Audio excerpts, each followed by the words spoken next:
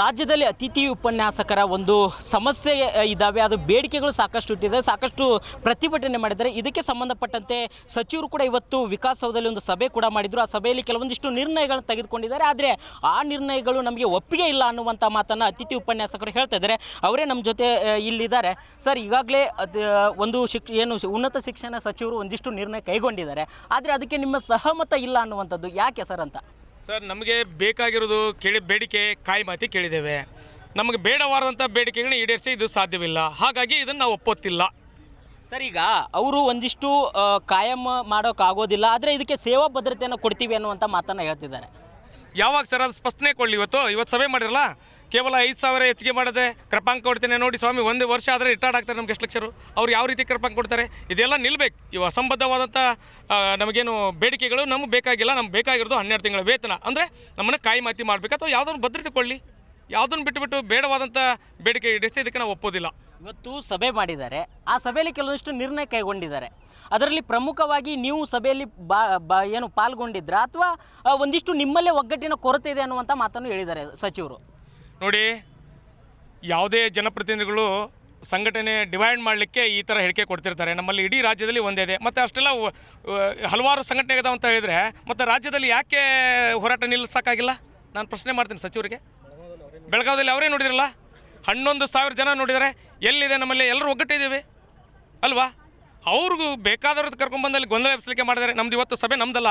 ಅದು ಯಾವುದೋ ತಾಂತ್ರಿಕ ಕಾಲೇಜಲ್ಲಿ ಮಾಡಿದ್ದಾರೆ, ಇಂಜಿನಿಯರಿಂಗ್ ಕಾಲೇಜ್ ಮಾಡಿದ್ದಾರೆ, ನಮ್ದು ಅದು ಅಲ್ವಲ್ಲ. ಹಾಗಾಗಿ ನಮ್ಮಲ್ಲಿ ಒಗ್ಗಟ್ಟಿದೆ. ರಾಜ್ಯದಲ್ಲಿ ಒಂದೇ ಸಂಘ, ಅತಿಥಿ ಉಪನ್ಯಾಸಕರ ಸಂಘ ಅಂತ ನಾವು ಹೋರಾಟ ಮಾಡ್ತಾ ಅವ್ರು ಗಮನಿಸಿದ್ದಾರೆ. ಇಡೀ ರಾಜ್ಯ ಮತ್ತು ಕಂಟ್ರೋಲ್ ಮಾಡಿ. ಬೇರೆ ಬೇರೆ ಸಂಘದ ಯಾಕೆ ಪಾಠ ಮಾಡ್ತಾ ಇಲ್ಲ? ಸರ್, ನಮ್ಮ ಬೇಡಿಕೆ, ಎಲ್ಲರ ಬೇಡಿಕೆ ಒಂದೇ, ಕಾಯಿ ಮಾತಿ. ಸರ್, ಈಗ ವಿದ್ಯಾರ್ಥಿಗಳಿಗೆ ತೊಂದರೆ ಆಗ್ತಾ ಇದೆ. ಜನವರಿಯಿಂದಲೇ ಒಂದು ಅಭ್ಯಾಸವನ್ನು ಪ್ರಾರಂಭ ಮಾಡಬೇಕು ಅನ್ನುವಂಥ ಮಾತನ್ನು ಕೂಡ ಹೇಳ್ತಾ ಇದ್ದಾರೆ. ಪೋಷಕರು ಸಹ ಅದರ ಬಗ್ಗೆ ಅಸಮಾಧಾನ ತೋರ್ತಾ ಇದ್ದಾರೆ. ಸರ್, ಈಗ ವಿದ್ಯಾರ್ಥಿಗಳ ಅವರ ಒಂದು ಸಹಕಾರದೊಂದಿಗೆ ನೀವು ಆರಂಭ ಮಾಡ್ಬೋದಲ್ಲ ಸಚಿವರ ಜೊತೆ ಮತ್ತಷ್ಟು ಚರ್ಚೆ ಮಾಡಿ? ಸರ್ ನೋಡಿ, ಸಚಿವರ ಬಗ್ಗೆ ಅಪಾರವಾದಂಥ ಗೌರವ ಇದ್ದೇನೆ. ಇವತ್ತು 1 ತಿಂಗಳ 8 ದಿವಸ ನಾವು ಹೋರಾಟವನ್ನು ಮಾಡ್ತಾ ಇದ್ದೇವೆ.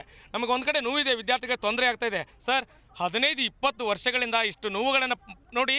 ಒಬ್ಬ ಸಶಕ್ತವಾಗಿ ಸಮರ್ಥವಾಗಿ ಇದ್ದರೆ ಉಪನ್ಯಾಸಕ ಸಮರ್ಥವಾಗಿ ಪಾಠ ಮಾಡ್ಬೋದು. ಅವನೇ ಅಶಕ್ತ ಇದ್ದರೆ ವಿದ್ಯಾರ್ಥಿಗಳು ಹೆಂಗೆ ಪಾಠ ಮಾಡೋಕ್ಕೆ ಸಾಧ್ಯ? ನಾವು ಒಪ್ತೀನಿ, ಇಲ್ಲ ಅಂತಲ್ಲ. ವಿದ್ಯಾರ್ಥಿ ತೊಂದರೆ ಆಗ್ತಾಯಿದೆ, ಇಲ್ಲ ಅಂತಲ್ಲ. ಬಟ್ ನಮ್ಮ ತೊಂದರೆ ಕೇಳೋರು ಕೇವಲ ಬಿಲ್ಡಿಂಗ್ ಕಟ್ತಾರೆ, ಬಿಲ್ ಪಾಸ್ ಮಾಡ್ತಾರೆ.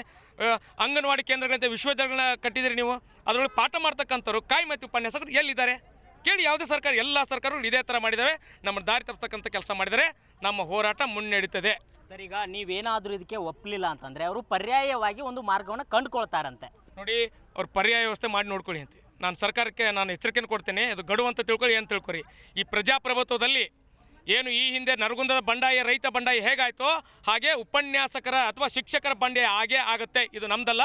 ಸಾಂಸ್ಕೃತಿಕ ಚಿಂತಕರು, ಶಿಕ್ಷಣ ತಜ್ಞರು ಭಾಳಷ್ಟು ಅವರು ಮುಂಚೂಣಿಯಲ್ಲಿ ಬರಬೇಕು. ಇವತ್ತು ಅತಿಥಿ ಉಪನ್ಯಾಸಕರು ಇಷ್ಟರು ಹೋರಾಟ ಮಾಡ್ತಾ ಇದ್ದಾರೆ. ಯಾವುದಕ್ಕೆ ನೀವು ಬೆಂಬಲ ಕೊಡ್ತೀರಾ, ಹೇಳಿಕೆ ಕೊಡ್ತೀರಾ?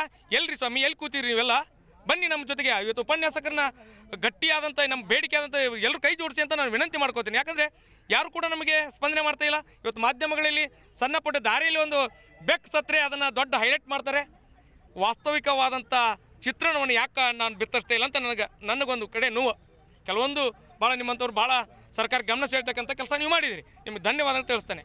ಸರ್, ಈಗ ನಿಮ್ಮದು ಕೊನೆಯ ಹೋರಾಟ ಏನು? ಅವರು ಶಿಕ್ಷಣ ಇಲಾಖೆ ಇದಕ್ಕೆ ಒಪ್ಪಲಿಲ್ಲ ಅಂತಂದರೆ, ಸಚಿವರು ನಿಮ್ಮ ಒಂದು ಏನು ನಿರ್ಧಾರಗಳಿಗೆ ಒಪ್ಪಲಿಲ್ಲ ಅಂತಂದರೆ ನಿಮ್ಮ ಮುಂದಿನ ನಡೆ ಏನು ಅಂತ? ಸರ್, ಈಗಾಗಲೇ ತುಮಕೂರಿನಿಂದ ನಾವು ಪಾದಯಾತ್ರೆ ಮಾಡಲಿಕ್ಕೆ ಹೋರಾಟವನ್ನು ಪ್ರಾರಂಭ ಮಾಡಿದ್ದೇವೆ. ಒಂದು ವೇಳೆ ನಮ್ಮ ತೆಗೆದು ಹಾಕಿಂದ ಇದು ಉಗ್ರವಾದ ಯಾವ ರೀತಿಯ ತಲುಪುತ್ತೋ ಗೊತ್ತಿಲ್ಲ. ಇಷ್ಟೆಲ್ಲ ನೋಡಿ, ಎಷ್ಟೋ ಜನ ಪ್ರಾಣಾಪಾಯನ ಈಡಾಗಿದ್ದಾರೆ ನಮ್ಮ ಅತಿಥಿ ಉಪನ್ಯಾಸಕರು.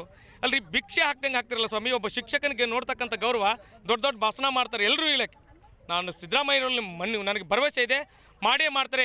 ಮಾನ್ಯ ಮುಖ್ಯಮಂತ್ರಿಗಳು ಭಾಳ ದೀರ್ಘವಾಗಿ ಇದಕ್ಕೆ ಒತ್ತು ಕೊಟ್ಟರೆ ನಾಳೆ ಸಮಸ್ಯೆ ಪರಿಹಾರ ಆಗುತ್ತೆ ಅಂತ ನನ್ನ ಭಾವನೆ. ಇದಿಷ್ಟು ಅತಿಥಿ ಉಪನ್ಯಾಸಕರ ಮಾತಾಗಿತ್ತು. ಕ್ಯಾಮರಾ ಪರ್ಸನ್ ಶ್ರೀನಿವಾಸ್ ಜೊತೆ ಬಸವರಾಜ್ ಜುಗಾರ್, ರಾಜ್ ನ್ಯೂಸ್, ಬೆಂಗಳೂರು.